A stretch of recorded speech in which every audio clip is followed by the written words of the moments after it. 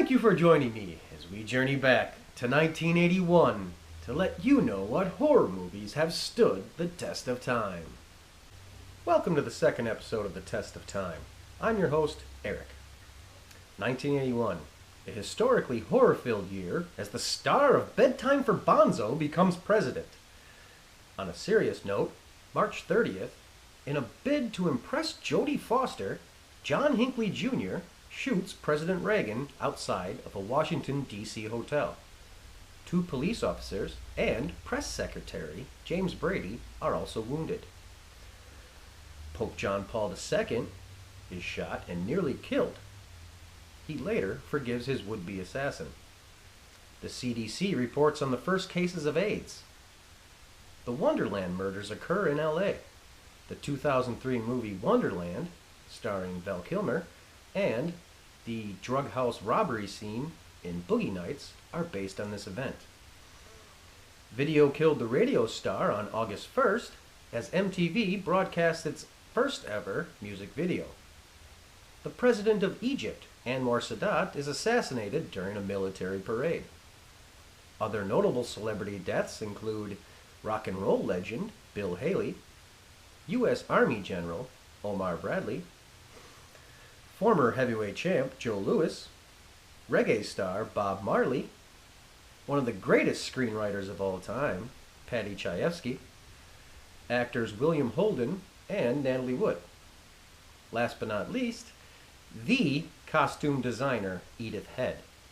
With more Oscars than any other woman, 8 wins on 35 nominations, she was annually nominated between 1948 and 1966.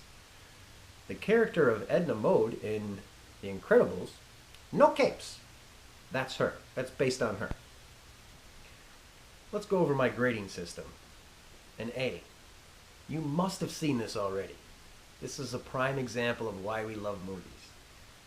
Be it has a social impact, it defines the genre, it could be released today and still be as loved.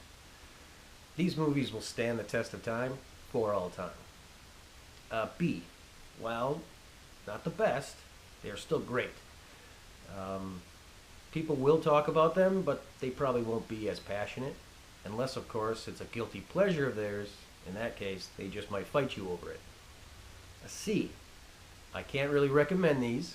If you want to see them, go ahead. You'll probably think the same thing I did. Yep, that's a movie. May have been good in its time, but it fails today. Yes, a C is a failure in my class. Most guilty pleasure movies reside in this neighborhood. They're the movies that are so bad it's good. A D. View at your own risk. I warned you. Don't blame me if you watch it. These are the ones that belong in the so bad it's bad group. An F. Why did I just suffer through that? Who thought this movie was a good idea?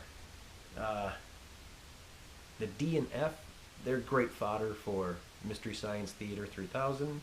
How did this get made?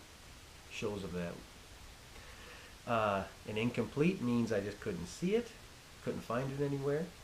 If I give something a plus or minus, that's pretty self-evident. I just liked it a little bit more or less. Sometimes I will give a grade for effort, and if I do, that's kind of a little subtle thing of you might want to watch it, you might like it.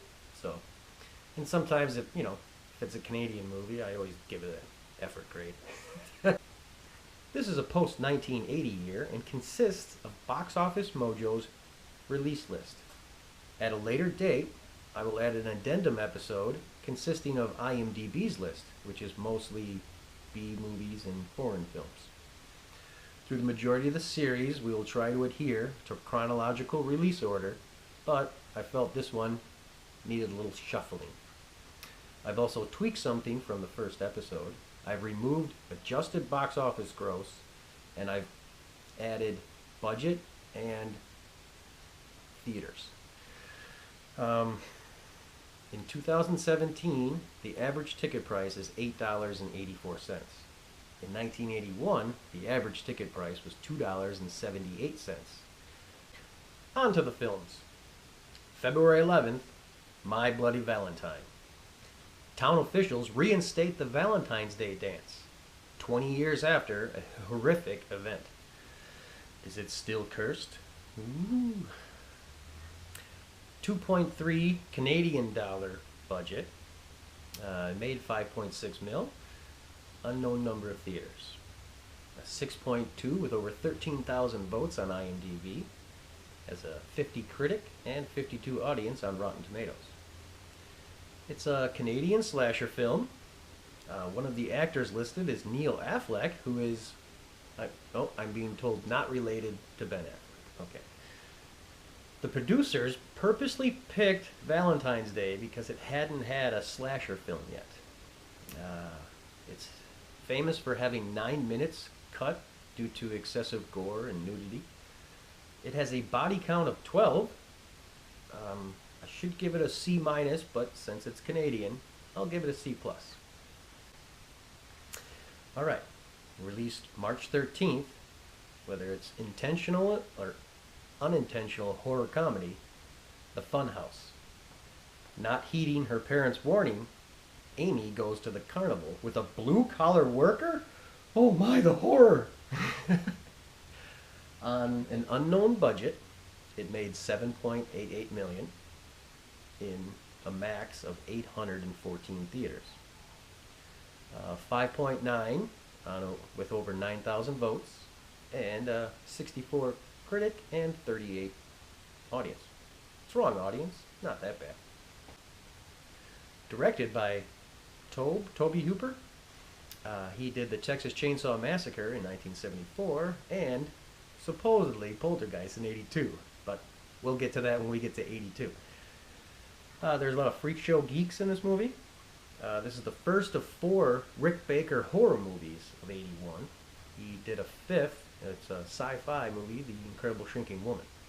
I watched this crazy documentary of the making of. Evidently, Teamsters were fighting Teamsters. The transportation head was murdered. A ride was left on for 30 minutes. No one noticed. People got really, really dizzy. They filmed in Miami to sidestep child labor laws in California. Crazy. The body count is 6. I'd give it a grade of C plus with an effort grade of B minus because I watched that making of. On March 20th, the horror thriller, The Final Conflict, Omen 3. This is the 3rd film in the original Damien saga. On an estimated budget of $5 million, it made over 20 mil with a 918 theaters.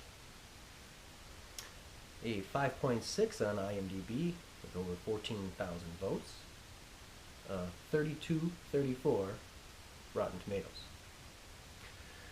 Starring Sam Neill as Damien Thorne, the Antichrist. The Nazarene has returned he was born between midnight and 6 a.m.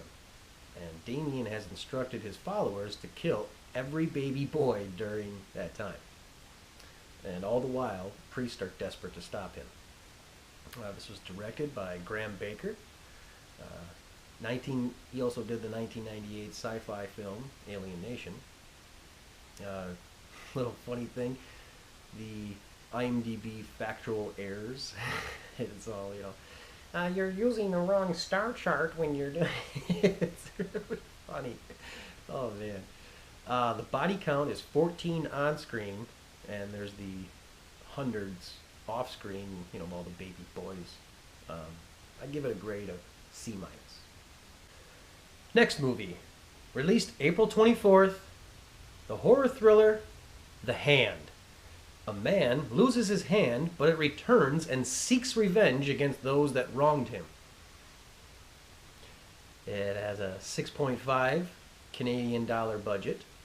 It was a bomb at 2.4 million and only 183 screens. Has a 5.4 with a little over 4,500 votes and some really bad 1428 scores on Rotten Tomatoes. Now, this movie should be amazing, but really, it's about a hand. It's directed by Oliver Stone. It stars Michael Caine, who took the role so that he could pay for a new garage he was building. That's the word. James Horner did the music. I mean, come on. You got Oliver Stone. You got Michael Caine. You got James Horner. How is this a bad movie? Oh, it's bad. Yeah, really bad. There might be a laugh in there. This has been spoofed in Idle Hands, Pirates of the Caribbean, and meta in Diary of a Wimpy Kid called The Foot. Okay, the body count is, I believe, 4. If you watch the movie, you'll see why it's confusing. Oliver Stone directs his own death, maybe? Now, this movie should be an F, but being as though I can say Michael Caine so many times, it raises it to a D minus minus minus minus with an F for effort. So just avoid it. Okay, next. On August 7th, the horror comedy Student Bodies. A killer named the Breather tallies up a score of teenage bodies. On an unknown budget, made $5.16 million, just 628 theaters. It has a 5.6 on IMDb with over 3,000 votes, and low 25.51 on Rotten Tomatoes. This is a parody of slasher films. It's the predecessor of movies such as Scream and Scary Movie and such. Now, here's a funny thing. We'll talk about the R rating. A film needs nudity, graphic violence, or swearing for an R rating. 26 minutes into the film, it stops. There's a man, and he explains that they need an R rating to sell tickets. So he tells the audience, "Beep you!" At which point, the MPAA rating comes on and changes to an R. It's, I think, one of the only instances of that happening in the middle of a movie. The body count is superimposed on screen as it happens. So we've got 13 and a half. I don't understand that. But I love it. I give it a B+. On August 14th, we have the horror thriller Deadly Blessings. This is a messed up weird movie where a city lady has married a former, I want to say Amish or something like that. And then he dies and her friends. Okay, here's the thing. On an estimated budget of $2.5 million, it made back plus at $8.27 million on an unknown number of theaters. It has a 5.5 on IMDb with over 3,500 votes, but 28% on Rotten Tomatoes. It was directed by Wes Craven, and it features Sharon Stone. I'm a little harsh on this because it's Wes Craven directing. You'd think it would be better. The snake part is pretty tense. I'll give it that. I think he kind of used some of the same techniques in the bathtub scene in Nightmare on Elm Street. The death count is, I believe, 4. So, I give it a grade of a D+, but I will give it a C- for effort, because it is Wes Craven. You gotta watch it. Alright, let's get to our triple feature. 3 werewolf wolf movies that were listed on Box Office Mojo. There are more, but I'll put them in the addendum episode. On April 10th, The Howling. A journalist used as bait for a killer is now taking a much-needed respite. She just so happens to be sent on vacation to a town where there's werewolves. Oh, great. Made on a $1 million estimated budget, it made back over $17 million, almost $18 million. Unknown number of theaters. It has a 6.6 on IMDb with over 24,000 votes, and a 66.58 on Rotten Tomatoes. This stars Dee Wallace, who is Elliot's mom in E.T. Directed by Joe Dante, who also did Gremlins, Explorers, Inner Space, Small Soldiers. This is the second Rick Baker movie of the year. He was set and ready to do American Werewolf in London, but never thought the funding would come through, so he started working on The Howling. He got a call halfway through, and they're like, "Hey, we're doing American Werewolf." He's like, "Okay, I'll be there." He is credited as a consultant on the movie. You can see it in the two transformation scenes in Howling and American Werewolf in London. Though it was released in 1981, it strangely won the Saturn Award for Best Horror Movie while it was still in production, I guess. I'm not sure on the body count because it's werewolves, and unless you see them dead as a human, you know. I got to give it a grade of a D. I really don't see what people like in this movie. I don't know. It's an acquired taste, I guess. View at your own risk. Our second entry in the triple feature, out July 24th, the thriller Wolfen. Some kind of animal is attacking New Yorkers. When is that not happening? Made on a $17 million budget, it only came back with $10.6 million on 967 theaters. A 6.3 with over 7,000 votes, a high critic score of 73, and a low audience score of 46. This was directed by the cinematographer of Woodstock documentary. It stars Albert Finney, Diane Verona, Gregory Hines, and Edward James Olmos. The original cut was 4 hours long. It's not really about werewolves, but if it howls like a wolf, you know, that kind of thing. This is the only time, supposedly, that Dustin Hoffman was rejected for a role. The director really wanted to work with Albert Finney. It is also the first movie to use the Predator vision, the body heat signature, infrared stuff. With a body count of 7, I have to give it a grade of C+. Even though it had 4 Saturn nominations, it was just unlucky. It came out in the same year as our next movie. On August 24th, one of my favorites, American Werewolf in London. An American tourist is bit by a werewolf and starts to terrorize, well, I guess London. So, yeah, the title says it all. Made on an estimated $10 million budget, it made over $30 million on just 870 theaters. An amazingly, depressingly low 7.6 on over 69,000 votes. A little bit better with the Rotten Tomatoes scores of 89, 85. John Landis directed this movie. Now, in 73, he did a comedy, horror, sci-fi. Then he did 3 comedy classics, Kentucky Fried Movie, Animal House, and Blues Brothers. Then he makes the werewolf movie. Okay, this guy's on fire. Great director, great director. This is the Rick Baker story is continued here. He won his first Academy Award and the first Academy Award for makeup and hairstyle. The transformation scene is still the greatest. You know, anything they try with computers nowadays will never match this movie. It won the 1982 Saturn Award for Best Horror. Kermit and Miss Piggy are credited in the movie, and it's my favorite part of the movie, if you know what I'm talking about. Woo! The body count is 21. Some are imagined. This is A+. Definitely an A+. This is one of the, probably, yeah, like I said, it's the werewolf movie.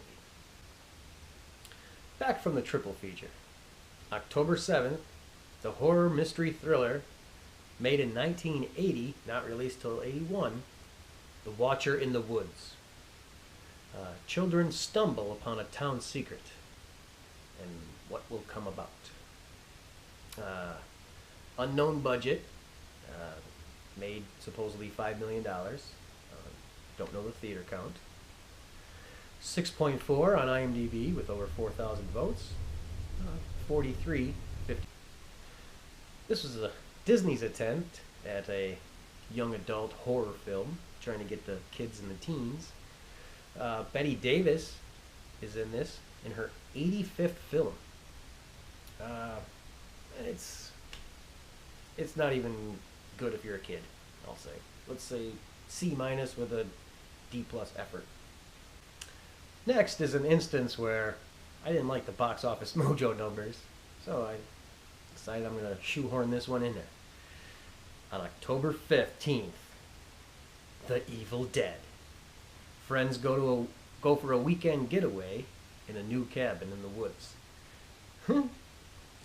A 7.5 on IMDb with well over 150,000 votes there. Wow. 95% critics and a low audience score of 84. Okay. Now, there's too many different release dates to give you any box office info. We'll just go on to it. Won the 1983 Best Low Budget Movie Saturn Award. This movie's amazing. On such a low budget, and it's so great. Really, nothing else needs to be said about it. It's a perfect horror movie. I'm going to give it an A++. Cabin in the Woods wouldn't make any sense without this movie. Body count of 8. And yeah, A++. Don't care. Alright, another special. The sequel double feature with two of the most iconic horror villains ever. On April 30th, Friday the 13th, Part 2. Camp counselors get picked off one by one. On an estimated $1.5 million budget, it made over $20 million on 1,350 screens. It has scores of 6.1 with over 42,000 votes on IMDb and a 34.48 on Rotten Tomatoes.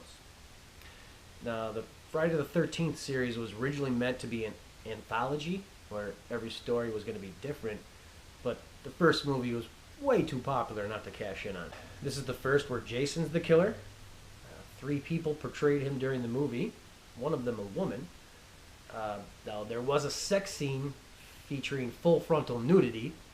Then the producers found out that the actress was underage. So that had to be cut and some other stuff to avoid an X rating. Body count is 9. Now, +1 if the guy off screen is killed, and +3 if you count the beginning, like, dream sequence, kind of, what happened in the past movie. I'm going to give this a grade of a B.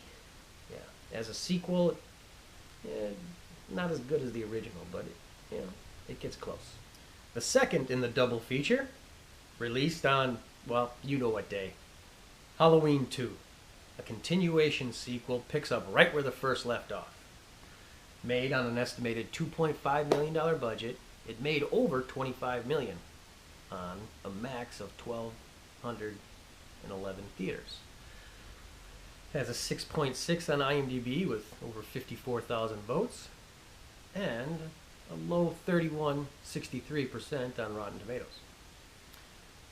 While not as good as the original, even John Carpenter felt it wasn't necessary.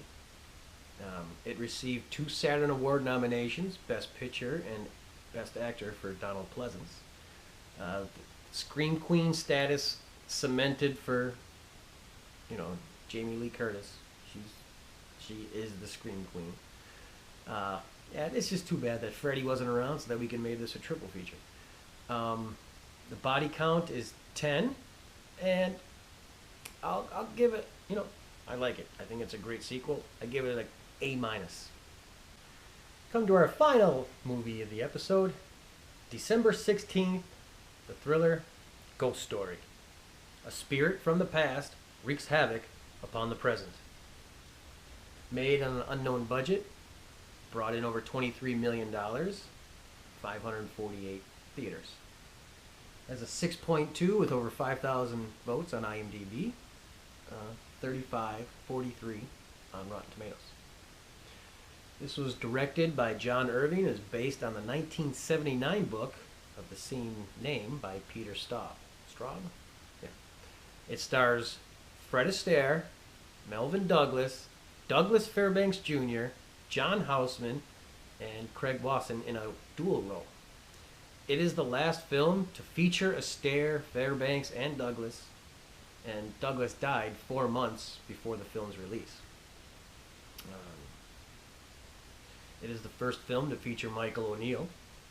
The Borg Queen Alice Krieg, don't need Krieg? Yeah, something like that. Also plays a dual role as the love interest and the tormented soul. Douglas Fairbanks Jr. was the first to die in the movie, but actually lasted the longest in real life. The young version of Fred Astaire, his character says the line, "I can't dance." I thought that was kind of funny. This is another Rick Baker movie. Received a Saturn for Best Picture nomination. The body count is in the 5 to 6. It's a little confusing at one point. The grade should be a C plus, but I'm going to give it a B minus effort for the cast.